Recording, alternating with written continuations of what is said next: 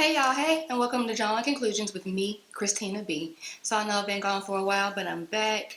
I'm trying my best to get on the schedule of recording and editing where I don't miss like long periods of time like I have been because it's been far too long. I miss you guys. I miss meeting with you on Friday afternoons. And now we're going to start our Talk to Me Tuesday segment as I've been promising, long awaited. But we are going to start today, this Tuesday. We aren't doing the case, I don't know if y'all remember because it's been like a month, but we aren't doing the case that not the case, but like the topic that I was talking about doing before. Since then, because it's been like 3 weeks, going on a month, I've been doing a lot of research. I have a lot of stuff set up. And I went on this like rabbit hole of kids with past lives and time travelers and all these different things. So I have like a bunch of crap to talk about for Tuesdays to come. But today, the first thing we're going to talk about is time travel. Specifically, this one time traveler named John Titor that I looked up. And a lot of the stuff that he said seemed to be more reasonable or things that could be true. Like I kind of believe in time travel. I don't see why not. And like a lot of things just aren't known to us, but that doesn't mean that they don't exist or don't happen. And I fully believe that, people are time traveling or what we consider to be time traveling, but they're doing something. So that's what we're going to talk about for today for our very first Talk to Me Tuesday segment. I hope you enjoy something light. On Friday, we will be coming back, and I have a update on a long-awaited case. This is a case that I have been wanting to do for a very, very long time. A case about Faith Hedgebeth. She was killed in a dorm in UNC here in North Carolina. I was actually in college at A&T in Greensboro when she got killed. I had a couple of friends that went to Carolina that actually knew her.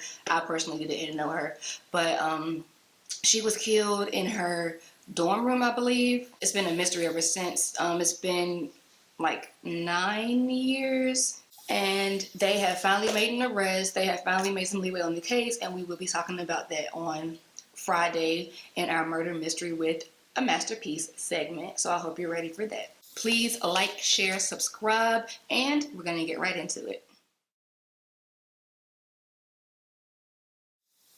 So, on July 29th, 1998, a radio host, Art Bell, read a fact on air from an apparent time traveler. The unknown time traveler described a Y2K type disaster that would see people being frozen to death, government-imposed martial law, a power facility in Denver destroyed by a mob, and the communal government system born out of the chaos. The sender faxed the follow-up letter that was also read on air the following day.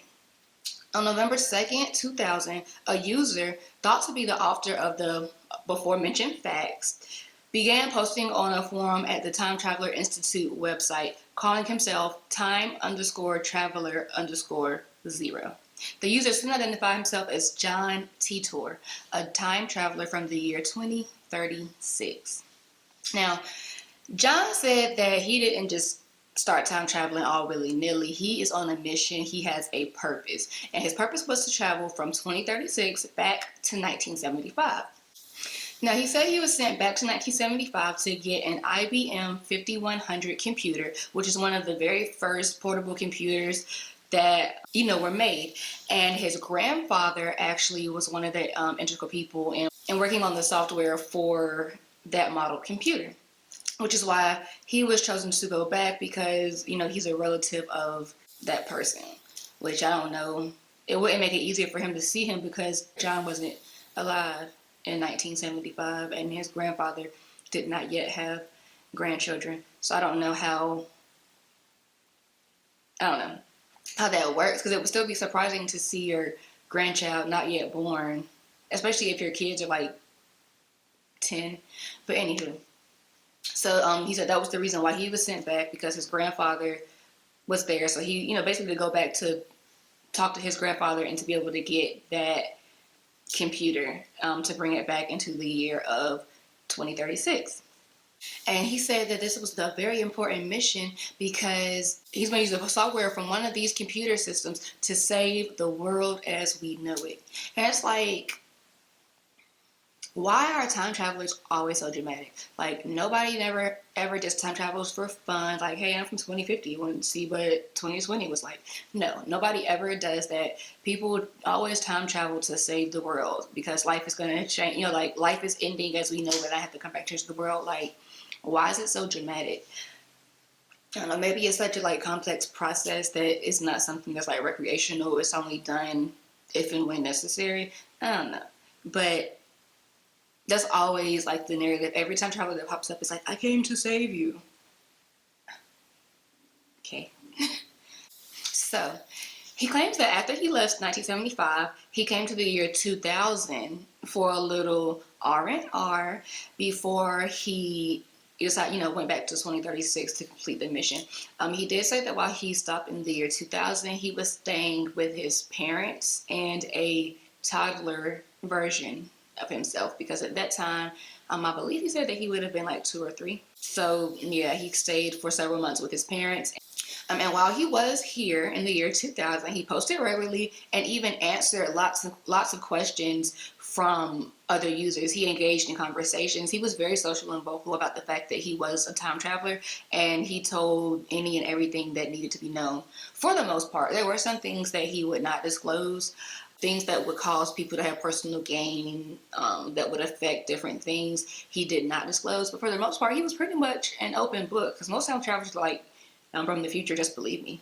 So why did he need this computer so bad? What about this 1975 computer was going to save the world as we know it in 2036? The original 5100 IBM had a very simple and unique feature. Now, this feature is only in that computer. After this model was made, IBM decided to remove that feature, and it has not been in any other computers that IBM has made since. Even future 5100 models that came after this specific one did not include this feature. Now, he did not state specifically what this feature was, but so essentially the feature would be used to eliminate a computer virus that had taken down all of technology. In his future, there had been a civil war that occurred in America that inevitably caused a World War III, and nuclear weapons and bombs and killings and all of these things happened, which caused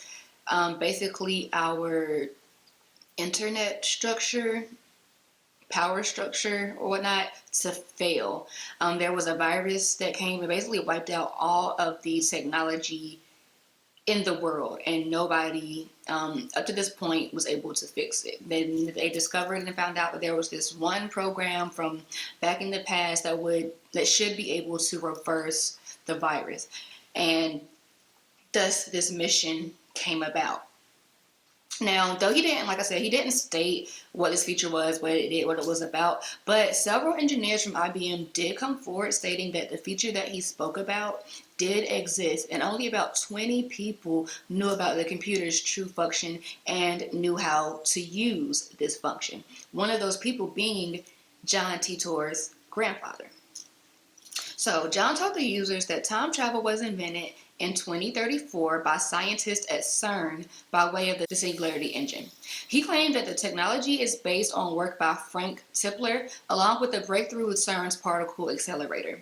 So supposedly by using 2 microsingularities in very close proximity, it is possible to create, manipulate, and alter the Kerr's field to create a Tipler gravity sinusoid, which is a whole bunch of physics. And I went through looking at what all of this stuff meant. I did take physics in college, but just to be honest, I pretty much cheated because I didn't get it, though the lab was very fun. Still don't very much get it. I'm definitely not a physicist. Biology is what I do. But basically, the Kerr's field is just a black hole, essentially, and these microsingularities worked on on opposite polarities of this black hole, which cause you to be able to manipulate it by moving and changing the singularities. And then in that way, you were able to, move the black hole through time, essentially, because time is not a straight line like we all think. Time is like, pretty much like a donut that swirls and loops and winds. It's like a roller coaster or whatever. So it's possible in this loop of time that's continuously going around that you can jump from, like if the black hole is this, and around the edge of the black hole is like the lines of time that we see, then theoretically you can jump from this side of the hole to this side of the hole and you will be in a different part of time. That's how I understood it from my reading anyway. If you know different, let me know. But yeah, the field can be adjusted, rotated, and moved in order to simulate the movement of mass through a donut-shaped singularity and in an alternative world line. World lines are pretty much that when you jump time, you may not end up in your own timeline, if that makes sense. Like, you might not jump from 2020 now to 2000 now. You might jump into a whole different timeline or universe where things are different. And he said these timelines can differ by 1 to 2%, which doesn't seem like a lot, but those can be like dynamic changes. He did say when he came back to 1975 and also 2000, there were some things that were different, like history-wise, than in his own current timeline. Now, I don't know if that can account for the time jumps or just the way that we record history, because without having firsthand account of things that happened, we only have accounts of whatever people of the time wrote down and those writings that survived. You know what I mean? So it's like, if you look back at like ancient Egypt, we don't know what happened, but we can kind of like piece together what happened by looking at like the hieroglyphs and the different like scripts and writings that we find. But that's just what somebody wrote. They could have changed it. They could have manipulated it. They could have like just made stuff up and put it in there. But now this is what we know as history. Can't really say if he's in a different timeline or if history was recorded differently than how it's experienced. But anywho, John also spoke about his time machine, and he actually on this forum, one of the people asked like to see it, and he did post pictures. They were kind of fuzzy pictures. It's a car. If anybody's seen, what's the movie with the dude, Back to the Future? He like goes back in time or something. I don't know. I've only seen it once when I was like a little kid, and he like almost had sex with his mom. That was like the scandalous part for me. But anyway, it's like that, Back to the Future, where it's like it's in a car. It's a thing in the back of a car, and it shoots him through time. But anyway, he said his time machine is a stationary mass temporal displacement unit manufactured by General Electric. Yes, GE. That makes everything, made his time machine. So it's like, I'm not even surprised. Of course, GE made it. General Electric made the time machine, the actual unit, because the car isn't the time machine. He explained this. The car isn't the time machine. There's a unit that sits into the car, and it transforms the car into a vehicle of time travel. They made this time machine piece, and they installed it into the back of a Chevy Corvette. So this unit that sits in the back of the Chevy Corvette is powered by two top-spin dual positive singularities that produce a standard offset Tipler sinusoid. It weighs about 500 pounds and gets hot during use. So there are essential cooling off periods that need to be done in order for it to like work the way that it should, which is like still a common problem. 15 years from now, our electronics are still going to be overheating. So he ended his time here with posting his last message on the forum, which included a warning to bring a gas can for when your car runs out. And in March 2001, he essentially disappeared. And that was it. Well, until 2003. And then the John Titor Foundation popped up. For-profit limited liability corporation. Also, a book became published, supposedly a self-published book entitled John Titor, A Time Traveler's Tale, which is essentially a bound copy of all the message board posts that he made. They were put together and put into a book. Copies of this book, I looked it up, are on Amazon for $130. I was gonna get it because I thought, it was cheap. I can read it. $130. We didn't get the book. In 2004, a computer engineer named Marlin Pullman filed a patent for a time travel machine that back engineered concepts in the Titor post. This started another round of speculation that Pullman himself was the original Titor poster. He has since been arrested for drugging and sexually assaulting 4 women, and he's currently incarcerated, and the internet has since decided that he's not this time traveler because he's a horrible person. The Italian investigative TV show Voyager took up the case in 2008, hiring a private eye to locate the folks behind the LLC to see who actually started it. And a search led back to Lawrence Haber, who was listed as the company's CEO. An investigation by amateur sleuth John Houston, who also goes by the name Rasmus online, he uncovered a mysterious P.O. box in Celebration, Florida, belonging to the LLC that is owned by Haber. A group of friends who are also amateur sleuthers checked out the P.O. box once Rasmus posted that it was the P.O. box that belonged to this LLC. And they, went and checked it out, and they found nothing. It was nothing there, nothing of interest. At some point, JohnTitorFoundation.com was created, and it's not exactly clear when this page was created, but just sometime after the actual foundation came about. And this page offered a secret code. It was just like a blank page with a secret code up there.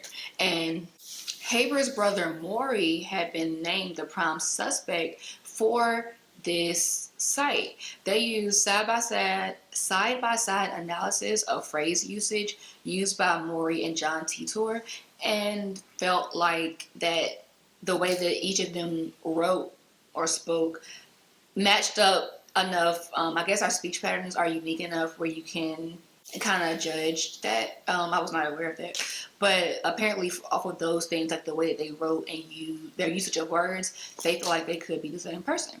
So we don't know if John Titor was a real person, if he really existed. Looking up like birth records, death records, things of that nature, there isn't anybody by that name anywhere. Which of course we figured he didn't use a real name because he said like in the year 2000 he was a child, so he would have actually been alive in this timeline when he came back to this timeline, if this makes sense. So it makes sense that he would not use his real name, because then people could go, to that child and do things to him. But John Titor did make predictions, and some of these predictions have come true or seem like they will come true soon. So he insinuated that the belief that Iraq has nuclear weapons will help many Americans accept a coming war. In 2003, the claims of Saddam Hussein's weapons of mass destruction spurred the Iraq War. John said that this would cause unrest in America, leading to a civil war that began in 2004 and ended in 2015. Now, we know that that didn't happen because we're in 2021. There has not been a civil war. Now, during this time, we have been at war. We've been at war in Iraq, Afghanistan, over there we have been at war, but there hasn't been a civil war. But if you're old enough to remember how torn the country was about attacking Iraq and Saddam Hussein. George Bush was like hell-bent on going against Saddam because he made a death threat against George Bush Sr. The country wasn't with it because like, why are we doing this? And then out of nowhere, 9/11 happens, which we can make a whole different conspiracy video on that. But anyway, 9/11 happens, and the suspect in this attack was Osama bin Laden. But somehow the threat of Saddam Hussein's weapons of mass destruction got the country all riled up. And not only were we on the search for Osama bin Laden, but also on the search for Saddam Hussein. And we all know how that ended. He was found, attacked, and publicly hanged, which was broadcast on TV. I watched it, and I was like in high school, and we watched him be hanged. Like, I remember his eyes popping out of his head when the rope dropped. So anyway, this civil war inevitably causes World War III, as we said. Technological catastrophe and an outbreak of Creutzfeldt-Jakob disease, which is similar to mad cow disease, breaks out, which causes a lot of people to perish. Unfortunately, if the war wasn't bad enough, this disease comes behind the war and takes out most of the survivors that didn't die during, combat or attack. This causes the country to split basically into 5 factions, and the new capital for these 5 factions would be in Omaha. Continued conflict in America then causes World War III to break out in 2015, starting with Russia and the US, trading nukes and ending with 3 billion people dead. Like, that's a large chunk of the world population. So at some point, Russia, China, and Iraq become allies, which may actually be occurring now. Look at the news. Then, to top it all off, here comes a computer bug that releases the virus of all viruses and shuts down technology. Now, if you remember back in 1999, when Y2K was coming, the big thing was that something was going to happen with Y2K that was going to cause all the computers to crash, and we were going to go into this technological darkness. Supposedly, this happens in his timeline. This happened in 2015, following World War III. And this computer virus by 2036 had completely crashed all technology, all internet, all everything. And which makes sense that the world would be like a complete shambles, because at least in America, most people can't function without some kind of electricity, technology, power. It is just how it is. I'm not sure how other countries in the world are, if they're as dependent on technology as we are. But as far as America is concerned, if technology goes, all humanity is bound to go with it. He also predicted that the Olympics would end. He claimed CERN would create miniature black holes in 2001, forming the basis for time travel. It was not done in 2001 as predicted, but CERN is currently working on creating microscopic black holes that they assert will be able to detect a number of extra dimensions, which could create the possibility for time travel. He also suggested that UFOs that we see are, in fact, more advanced time machines from further into the future than he claimed to hail from. He also questioned NASA about their issues with overheating and stated that this would be a major issue for them, that overheating would cause them great failure.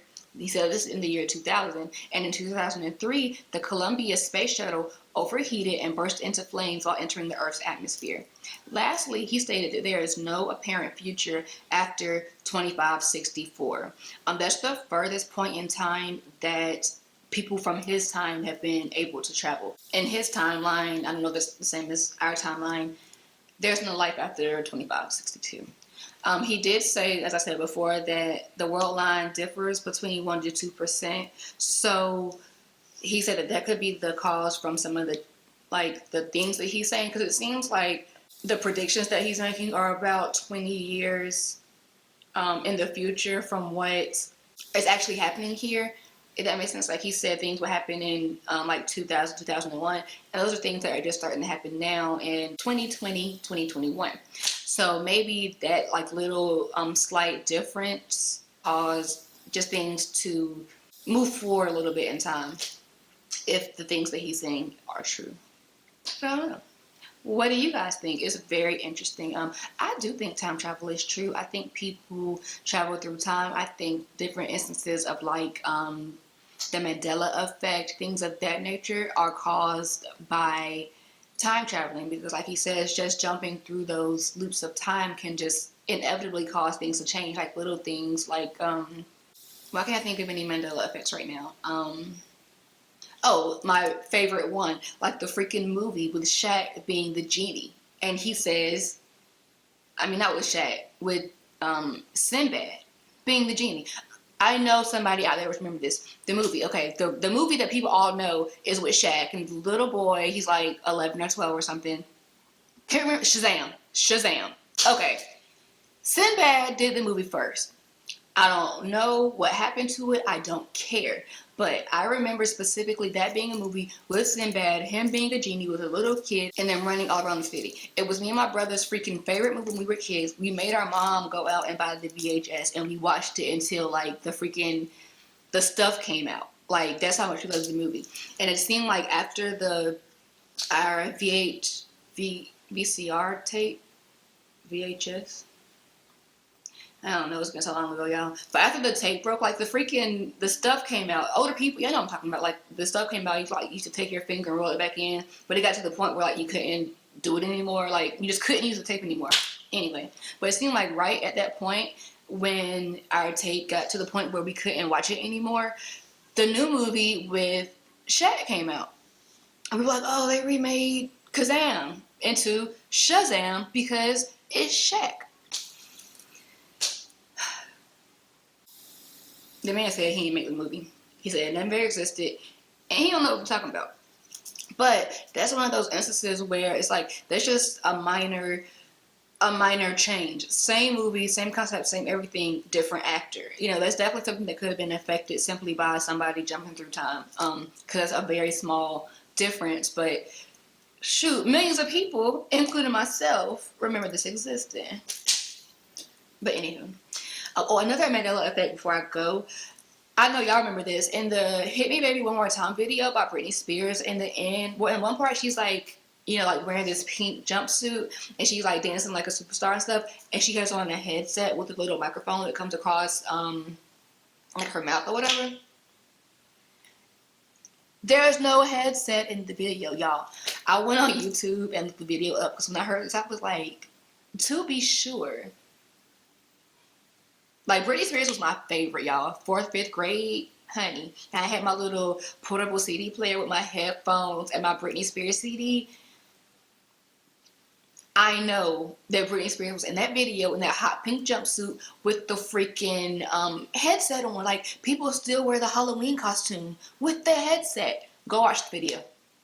No headset. None. It's not there. Crazy. I know. I freaked out for like 20 minutes about it because I was like, is my memory forsaking me or... and then I was like looking at the comments of the video and yet again, thousands of people that were like, yo, my childhood is built upon the fact that she had on a headset, but she doesn't. Not now. Mm-mm. I don't know. It's weird, y'all. It's weird. But yeah, let me know what you think. Like, share, subscribe. Let me know if you like this idea of Talk to Me Tuesdays. Let me know what you think about time travel. Do you think it's true? Let me know of some other Mandela effects that you know of. All right, guys. Thanks for talking to me this evening. Thank you for coming back and joining me. Please like, please share, please subscribe. Please comment. If you don't like it, dislike it, still comment and talk shit if you want to. All interactions help me out. Thank you. I love you. Be great. Be you. See you soon.